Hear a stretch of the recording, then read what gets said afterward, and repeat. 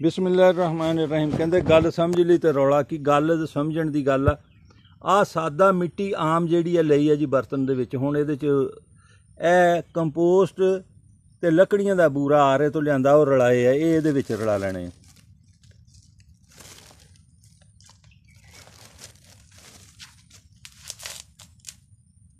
वाह जी, पानी थोड़ा जिहा पानी पा लेना ताकि बत्तर जिहा जिद्दां आटा नहीं गुन्नी दा इस तरह बत्तर हो जाए, गारा।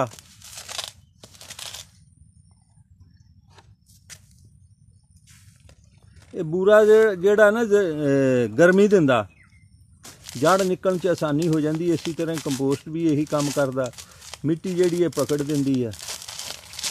कल्ली मिट्टी भी पा ली जावे ना तो काम तां भी बन जांदा। गल है सिर्फ समझण दी, कोई एडा औखा काम नहीं हैगा ये गुटी लाना या एयर लेयरिंग करना। टाणी एक देख लेनी जी, साफ अते आप कर लेनी है, लेकिन उन्होंने आ देखो ए हरियां टाणियां कच्चियां, इस तरह की कच्ची नहीं होनी, पक्की होवे 1 साल पुरानी वो ले लेनी। करो जी हुण इनू की करना, आ देखो चाकू दे नाल उहदे 4 चफेरे निशान लाया, तकरीबन 1 इंच जगह छड्ड के फिर दूसरी जगह ते निशान ला लिया।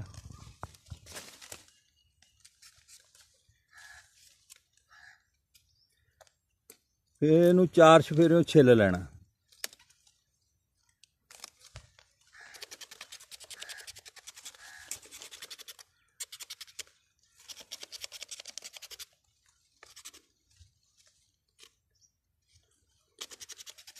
छिल के ना जी आ चाकू फेर लेना, जिहड़ी हरियाई हुंदी वो ला देनी, ऐन हड्डी इहदी साफ कर देनी, या लकड़ इहनू जो भी है वो साफ करती, चिट्टी कढ़ लई। तो हुण इहदे उत्ते वो जिहड़ी मिट्टी रलाई सी विच बूरा रलाया वो जिहड़ा ना वो बन देना। आ इन्नी क मिट्टी लै लई जी, छापर लै लिया, लियाओ जी हुण उहदे उत्ते।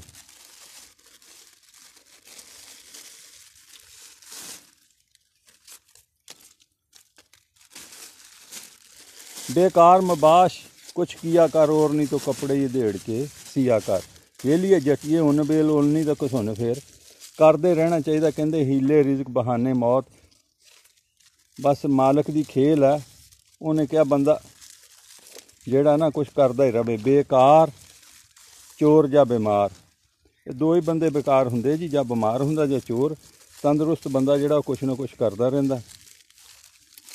पत्तों की लैन जाओ ना जी, ये बूटा ये सीडलैस लीमू है जिहदी एयर लेयरिंग हो रही है, वो 80 रुपए का दिंदे घट तो घट। तो तुसीं देख लो तुहाडा की ते लगा इहदे उत्ते। लो जी, गुट्टी लग गई, एयर लेयरिंग हो गई, बस इन्ना की काम। हुण इन्हें महीने तो 1.5 महीने दे विच बेहतरीन महीना हुंदा जुलाई का ते अगस्त का एयर लेयरिंग लई, वैसे हुंदी रहिंदी सारा साल। हुण इन्हें हो जाना महीने 1.5 दे विच इहनूं ना कट लेना, कट के इनू छापरां दे विच ला लो, तुसीं जमीन ते ला लो, इनू गमलियां च ला लो, और बेहतर है 1 महीना इनू टनल दे विच रख दो, फिर जिथे मर्जी ला लो इंशाअल्लाह ताला। अगर ग्राफ्टेड जिहड़ा है ना खट्टी दा, वो 3 साल बाद फल दिंदा, इन्हें पहले साल ही फल चुक लेना। हुण तुहानूं दिखालदे जिहड़ियां होर होईयां, ए देखो जी, एक एक टाणी नूं कई हो सकदियां।